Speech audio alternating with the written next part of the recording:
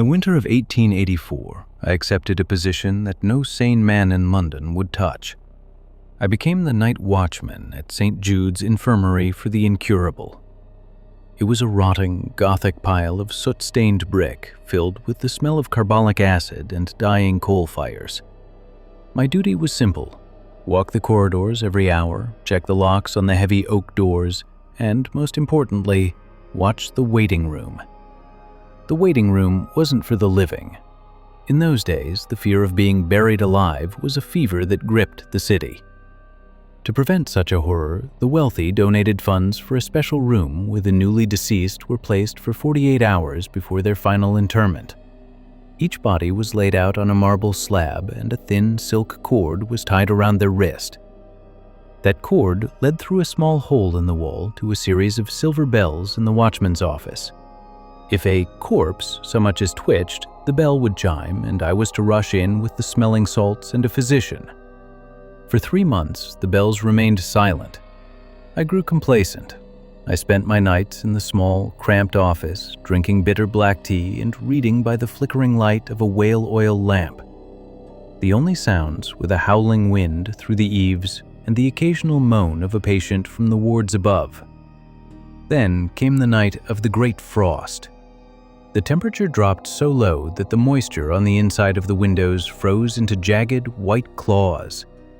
I was sitting at my desk, huddled in my wool coat, when a sound made my skin crawl. Tinkle. It was faint, a silver sound, delicate as a falling needle. I looked up at the row of bells. Bell number 7 was swaying, just a fraction. My heart hammered against my ribs like a trapped bird. I grabbed my lantern and the heavy ring of keys. I walked down the long, freezing corridor toward the waiting room. The shadows cast by my lamp stretched and twisted like reaching hands. I unlocked the heavy door. The hinges shrieked in the cold. Inside, the air was thick with the scent of lilies and rot. I shone my light on slab number 7.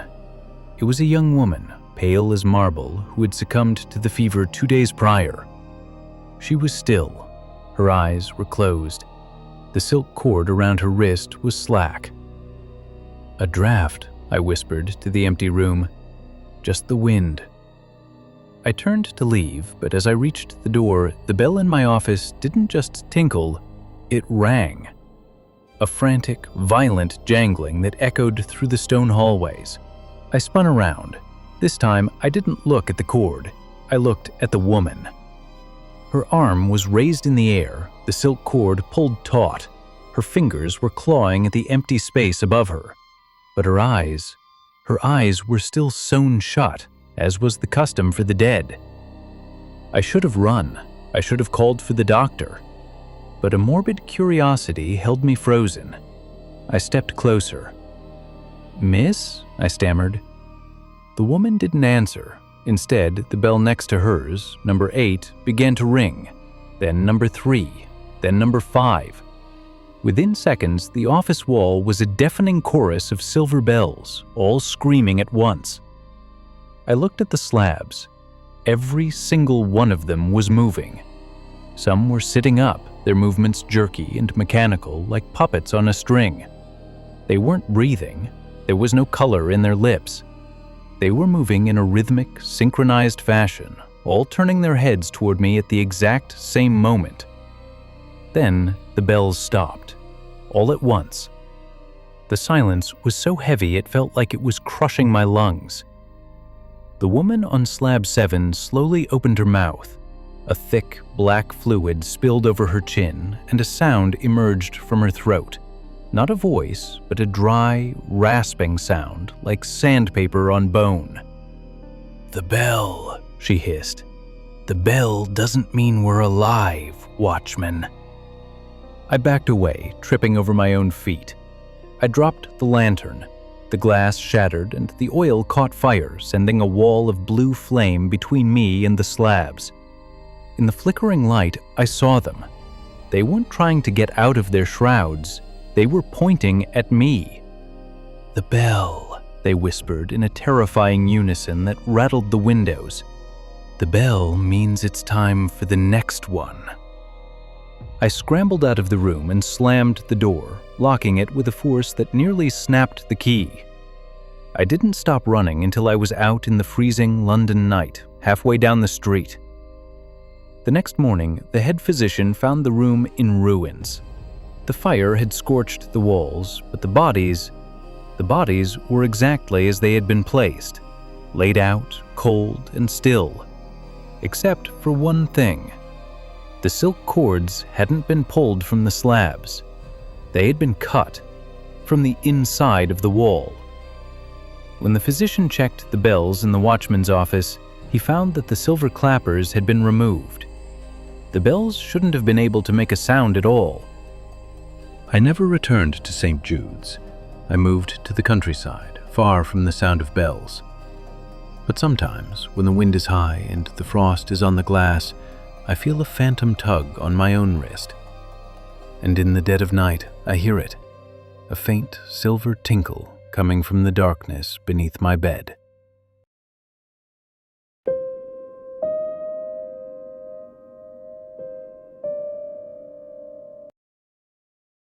My father always said that the railway doesn't belong to the living after midnight.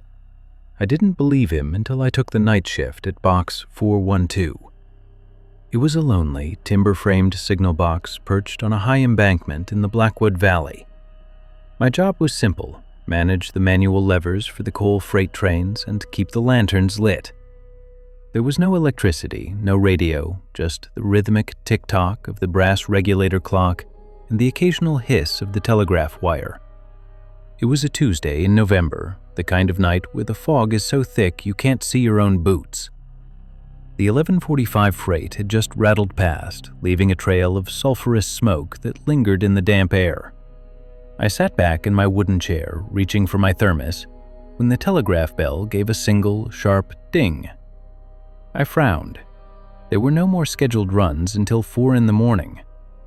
I stepped over to the machine. The brass ticker was silent. I looked out the window down the line. Through the swirling mist, I saw a light. It wasn't the powerful beam of a locomotive. It was the dim, rhythmic swing of a handheld oil lantern. It was coming from the mouth of the Tummel of Pines, about 500 yards down the track. Swing, swing, swing. I grabbed my own lamp and stepped out onto the narrow wooden balcony. "Who's there?" I shouted. My voice was swallowed by the fog. The figure continued to walk toward me, balancing perfectly on the center rail.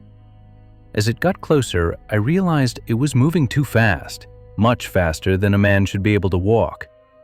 And there was no sound of gravel crunching, no heavy breathing, just that swinging light. I retreated inside and pulled the heavy iron lever to set the signal to danger. If there was someone on the tracks, I had to stop whatever might be coming. But as the lever locked into place with a loud clack, the swinging lantern stopped. It was standing directly below my window now. I gathered my courage and leaned out, shining my lamp downward. Below me stood a man in a Victorian railway uniform. His coat was tattered, soaked with oil, and his face was a hollow ruin, as if it had been crushed by a massive weight. He didn't look up. He just held up his lantern, and I saw that the flame inside was a sickly, pale blue. Then, the floorboards of the signal box began to vibrate. It started as a low hum, then a roar. The sound of a steam engine, a massive, powerful ghost of a train screaming toward the box. But the tracks were empty. I looked at the regulator clock. The hands were spinning backward, the brass gears grinding in a terrifying shriek. The signal box shook violently. Ink pots shattered, and the heavy iron levers began to move on their own, slamming back and forth as if a phantom crew was operating them.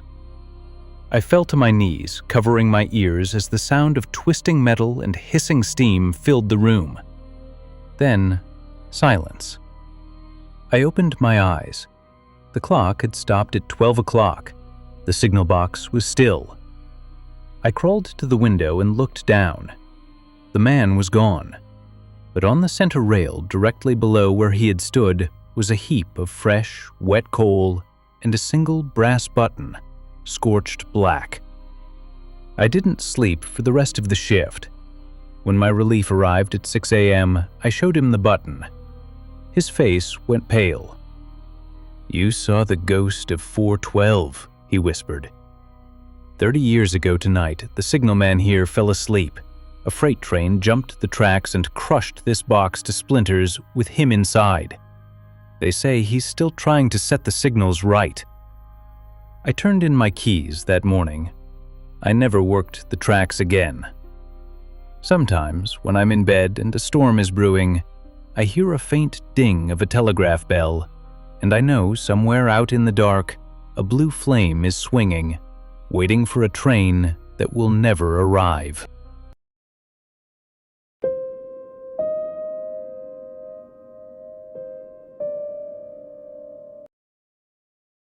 In the year 1872, the textile mills of northern England were monuments to greed and steam. I was the night watchman at Blackwood Mill, a monstrous structure of 5 floors that loomed over the river like a sleeping beast. My shift ran from 6 in the evening until 6 in the morning.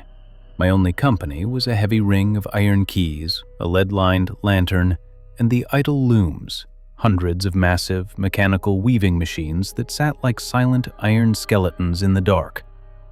The owner, a cold man named Mr. Sterling, gave me one rule that never changed. If a loom starts to move, do not touch the thread. I thought it was a warning about safety, about the dangers of heavy machinery in the dark. I didn't realize it was a warning about the things that weave when the sun goes down. It was a damp Thursday in October. The mill was silent, save for the constant, low drip of water from the ceiling pipes. I was walking the 3rd floor, my lantern casting long, flickering shadows against the rows of looms. The air was thick with the smell of raw cotton and machine oil. As I reached the far end of the hall, I heard it. Clack. It was a single metallic strike. I stopped, holding my breath.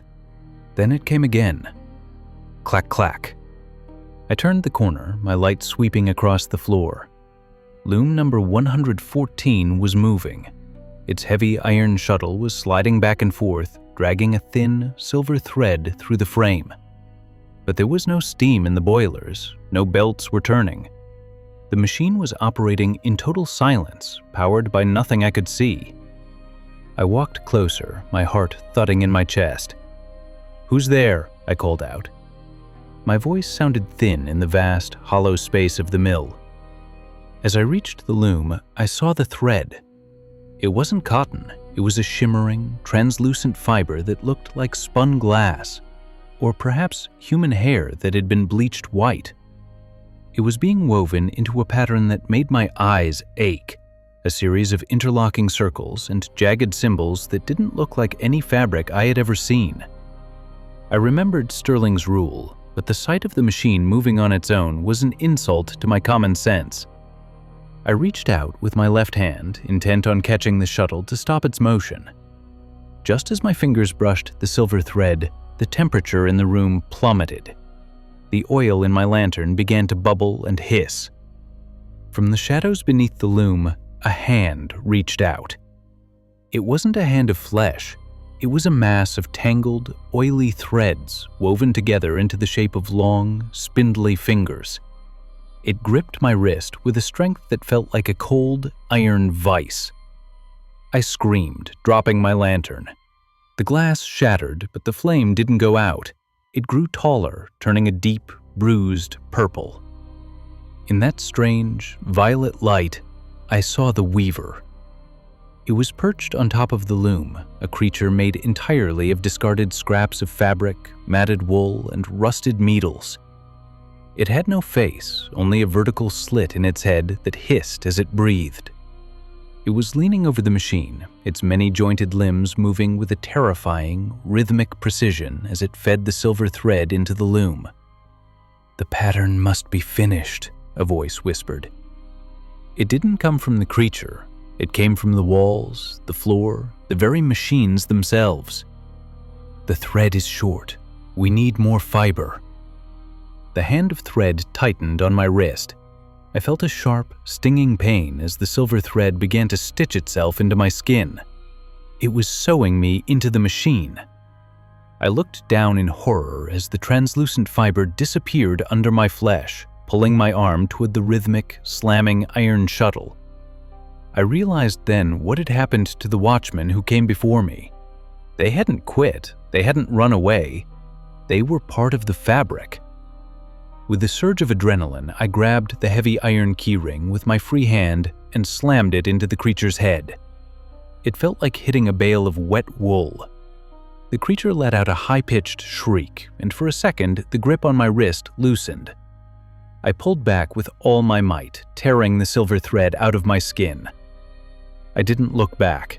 I ran through the dark, tripping over crates and dodging the rows of looms.